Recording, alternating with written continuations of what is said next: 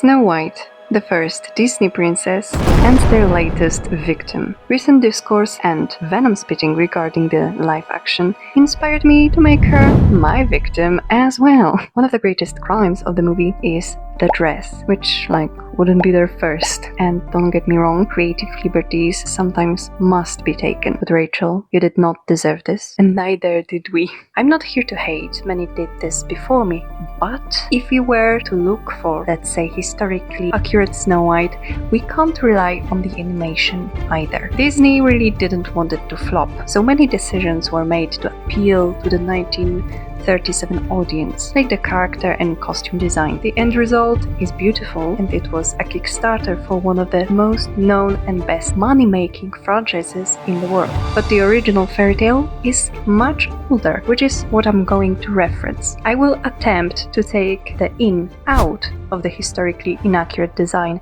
and sprinkle some of the whimsy here and there. In the first part of the research, let's set the time and place. Snow White is a German folktale included in Kinder- und Hausmärchen by Grimm Brothers in 1812 edition and later re-edition. They are not the authors, they simply written it down as a part of their own research. So the where would be modern-day Germany. More specifically, Lohr am Main, which is said to be the home of the real Snow White. The when is hidden in the 1937 costumes. At first, they look positively medieval, but the evil queen's collar and belt, Snow's slashed sleeves, and front lacing suggest it's early 16th century. Here's where things start to get complicated. The dwarves own some very specific features, which are from Bavaria, but lore wasn't part of it until 1814. Should I still go for Bavarian style dress or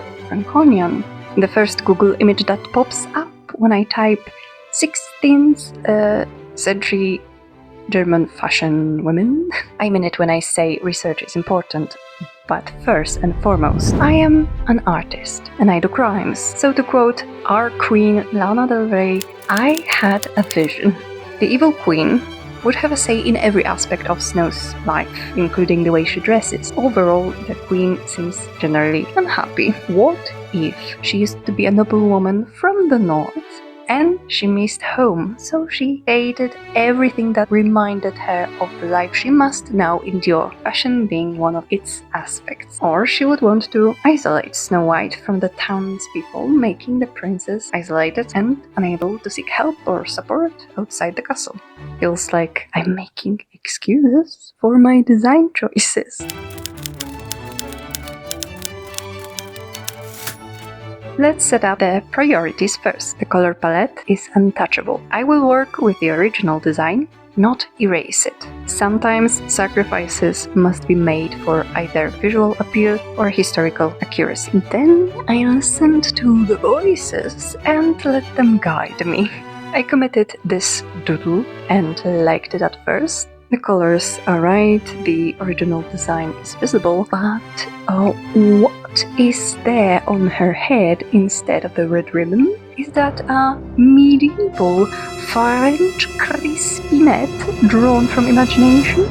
Yes, I had the audacity to ignore it and move on to the pose, which is inspired by the scene from the animation where Snow White is surrounded by animals and has a sing-off with a bird, so the bird had to be included, of course. And then it struck me. This is Renaissance. I can simply paint an illustration and call it a day. I must become a woman of Renaissance. So not only did I paint it Snow White, but I also composed a short piece of music in LMMS with SpitFire Studio and animated the bluebird. I may be a jack of all crafts and master of none, but at least I got the animated painting with music done. Back to the Clip Studio Paint. One of the benefits of a fun project is that I can smuggle art study into it. Not only will I be able to practice animation, but also fabric folds, foliage, still drawing, and animals. I recommend inserting some guilty pleasure into studies to make them more enjoyable. And for me, it's elaborate frames, circles, characters I like, or everything everywhere all at once. Instead of turning this illustration into a poster though, I think the source material created a perfect opportunity for a children's book illustration for an opening page. Text swirling around the illustration, blurred edges, colored pencil, like rendering, something like that. A proper first page of a chapter requires a border, so I painted one inspired by Bavarian embroidery but with snowballs and included an elaborate O. I also copied the basket from the previous try. Why the basket? You may ask. She wouldn't pick apples in the middle of a forest after a traumatizing experience. She's not a peasant. No. However, since I limited myself to just this one illustration, I did it for the sake of foreshadowing. On a serious note though, I feel like apples aren't a symbol of death in her story but life. Perseverance. Snow White doesn't hate apples. She makes apple pie when the dwarfs are gone. The queen used something the princess loves to make sure she eats it, but she survives. The apples are her strength, not weakness. The time has come when I couldn't ignore the loose hair anymore. To free myself from the burden of decision making, I asked you on Instagram whether the hair is okay or not, and almost 200 people saw it. That was insane. Almost as insane as the final results of the poll. The ton decided they won't decide. So I painted on the cap and posted both versions. It almost looks like she's putting it on the time-lapse. I fixed some details like the way the red fabric stuck out of the sleeves or how inaccurate the skirt was. Please excuse the shape. The fabric would probably lay different on top of 16th century undergarments, but all I had as a pose reference was me on the floor wearing a jacquard dress. At least the folds turned out nice. Actually, I'm super happy with the end result. The hands need more polishing, but first, the animation, or more like animating, because Lord, was that a process. It took me 2 days, like morning, noon and night, including all the tutorials I watched. And what's the plan? Initially, I planned for Bluebird, like the one from With a Smile and a Song, to fly across the canvas and land on Snow's hand. But if I got anything from the tutorials, it'd be one word: anticipation. So before the landing, I wanted the bird to take off from a tree.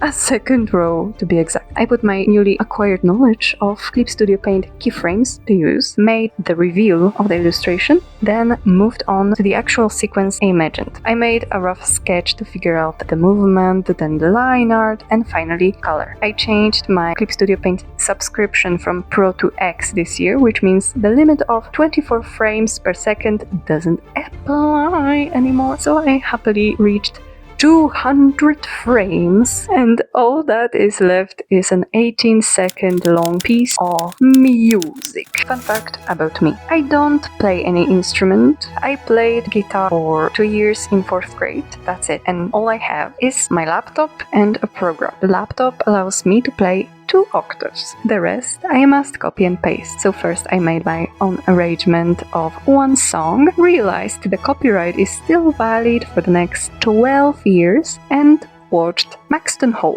I'm waiting for the second season still, by the way. But I came back stronger, made something of my own and imported it into Clip Studio Paint. Remember, do it in MP4 format or else you wouldn't hear a thing. And this is the final result.